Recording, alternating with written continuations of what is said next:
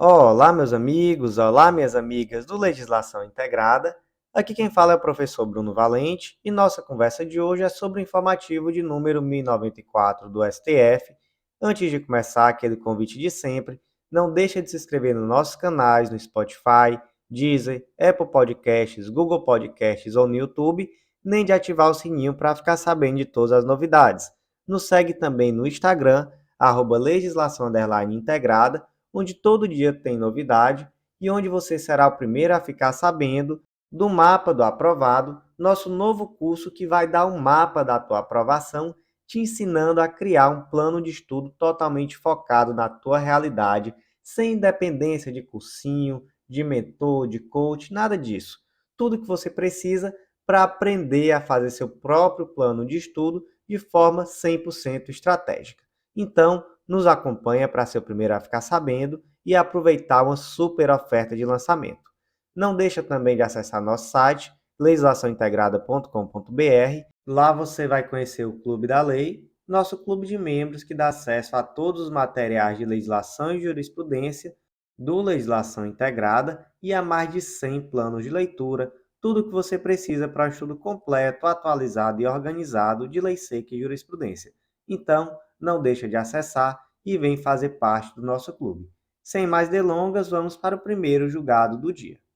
E o primeiro julgado de hoje foi inserido na Constituição Federal, destaque da seguinte forma: são constitucionais, formal e materialmente, os dispositivos incluídos pela Emenda Constitucional 20 de 98 e pela Emenda Constitucional 41 de 2003, que instituíram uma ampla reformulação do regime previdenciário do setor público, na parte em que submetem os magistrados ao regime de previdência social comum aos servidores públicos.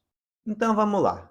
A Emenda Constitucional 20 de 98, ela trouxe diversas mudanças no sistema previdenciário brasileiro e ela afetou especialmente as regras dos servidores públicos e aí inclusive dos magistrados.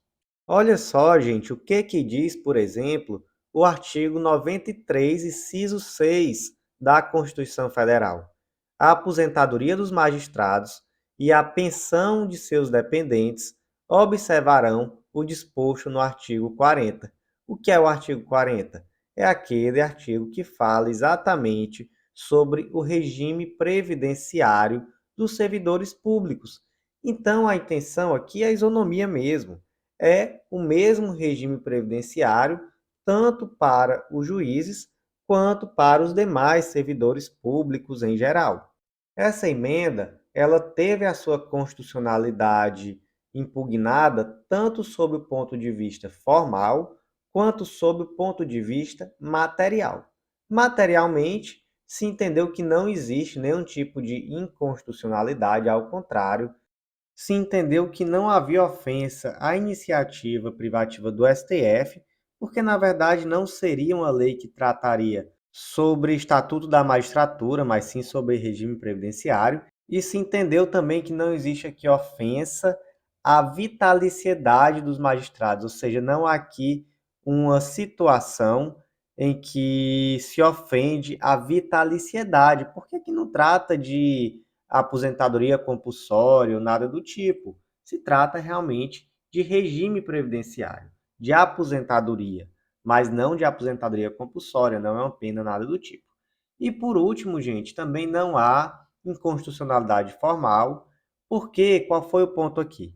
Na Câmara, para o Senado, houve uma modificação de texto, mas foi uma modificação muito simples, porque havia uma expressão que era no que couber. Então era assim: a aposentadoria dos magistrados e a pensão de seus dependentes observarão.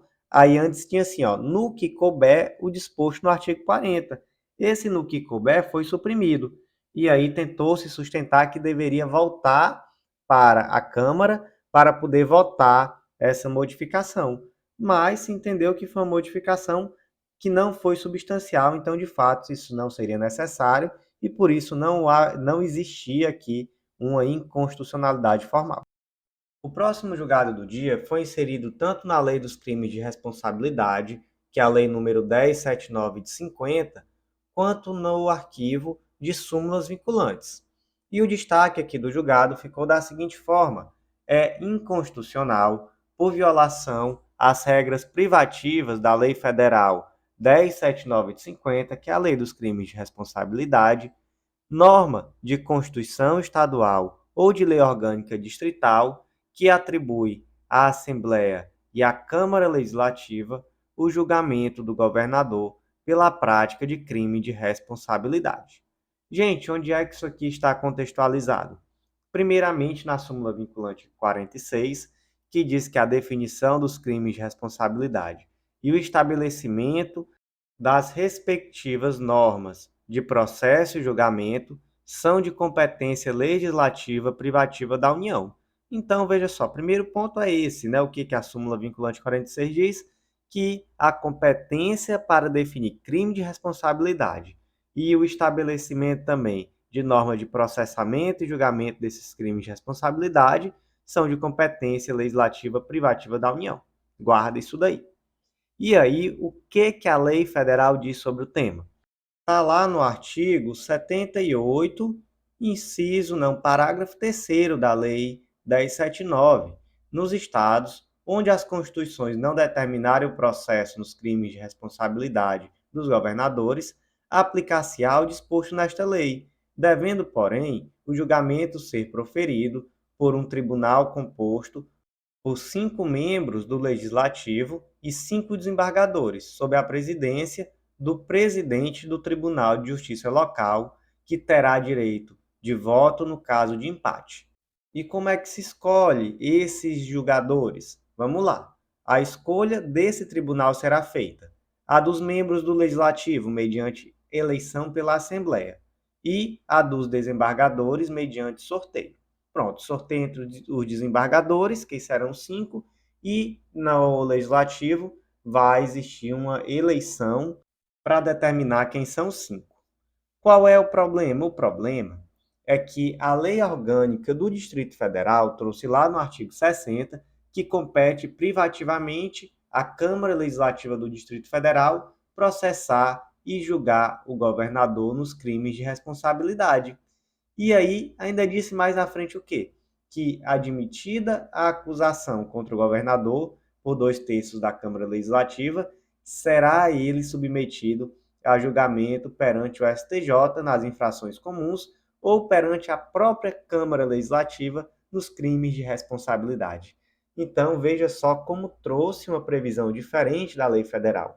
A lei federal diz que no crime de responsabilidade o governador vai ser julgado por um tribunal especial formado por 5 membros do Legislativo, 5 desembargadores sob a presidência do presidente do Tribunal de Justiça Local. E, por sua vez, o que a lei orgânica do DF disse? Que é a própria Câmara Legislativa que julga o governador. Pode isso? Pode não. A lei é inconstitucional, porque ela deveria guardar pertinência em relação ao que diz a lei federal.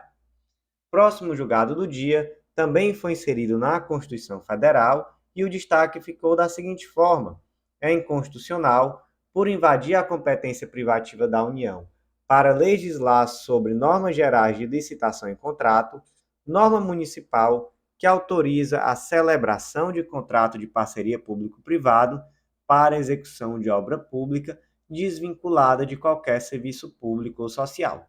Então, isso aqui está contextualizado onde? Lá no artigo 22, inciso 27 da Constituição Federal, que diz que compete privativamente à União legislar sobre normas gerais de licitação e contratação, e aí segue o dispositivo falando sobre outros temas. Só que aí o que aconteceu? Chegou o município de Ariquemes, lá de Rondônia, editou a Lei 1327 de 2007 e trouxe uma nova hipótese de parceria público-privado que não está prevista na lei federal, que é uma hipótese em que seria possível essa PPP para execução de obra pública desvinculada de qualquer serviço público ou social. Pode? Não, né? Não pode. Lei inconstitucional. Próximo julgado do dia inserido na Constituição Federal, destaque da seguinte forma: é inconstitucional por violar os princípios da pessoalidade e da moralidade administrativa e por incorrer em desvio de finalidade, decreto presidencial que, ao conceder indulto individual, graça em sentido estrito, visa atingir objetivos distintos daqueles autorizados pela Constituição de 88, eis que observa interesse pessoal ao invés de interesse público. Que caso foi esse, hein, gente? Foi o caso do Daniel Silveira, caso famosíssimo. E o que aconteceu? Em 2022, o Daniel Silveira, deputado federal, foi condenado a 8 anos, 9 meses de reclusão em regime inicial fechado. E aí a Corte também determinou a perda do mandato de deputado federal e a suspensão de seus direitos políticos enquanto durasse os efeitos da condenação. Por que ele foi condenado? Quais foram os crimes? Coação no curso de processo, artigo 344 do Código Penal, e tentativa de impedir o livre exercício dos poderes da União, artigo 23 da Lei de Segurança Nacional. No dia seguinte, Daniel Silveira foi condenado hoje. No outro dia, o que o presidente, que ao tempo era o Jair Bolsonaro, fez? Publicou um decreto concedendo o benefício da graça ao deputado. E essa graça teria ali algumas peculiaridades, porque pelo decreto assinado pelo presidente da República, o perdão abrangeria até mesmo os efeitos secundários da condenação, especialmente qual? A inelegibilidade. E aí foi-se questionada a constitucionalidade dessa graça, né, que é um tipo de indulto individual, através de várias ADPFs. E o primeiro ponto, a ADPF é sim um instrumento apto a verificar se houve desvio de finalidade e, consequentemente, se esse decreto da graça é considerado ou não inconstitucional. Então, formalmente, ok, era sim através de ADPF que deveria se verificar a constitucionalidade ou não do decreto de graça. Vamos para o segundo ponto, para poder a gente ir daquilo que é menos polêmico para aquilo que é mais polêmico, né? Porque alguns pontos não são polêmicos. Primeiro ponto que não é polêmico, que caberia a DPF, não é polêmico.